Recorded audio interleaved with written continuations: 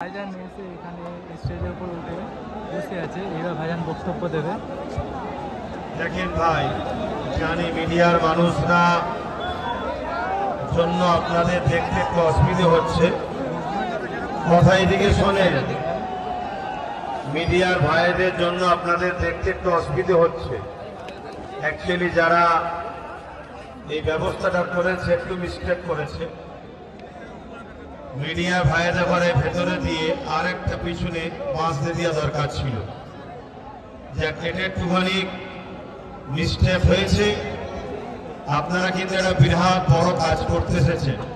সামান্য যদি এতেই আপনারা এত ধৈর্য হারা হন তাহলে অসুবিধে হবে।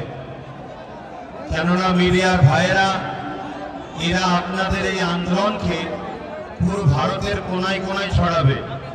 এনাদের অবদানটা কিন্তু অনেকটা বেশি। আপনারা যদি মনে করেন যে না মিডিয়ার প্রয়োজন নাই তাহলে বলুন, আমি সরিয়ে দিতে বলছি না, দেখুন এরা সরে যাবে। কিন্তু মনে রাখবেন এই আওয়াজটা আপনারা ভাঙড়ের মানুষ বিজয়গঞ্জ বাজার থেকে এই যে জনসমুদ্র তৈরি করে আপনারা চাইছেন যে অন্যায় হচ্ছে, অন্যায় বন্ধ হোক, এই আওয়াজটা কিন্তু মিডিয়া ভাইরা উঠাবে। আমি অনুরোধ করব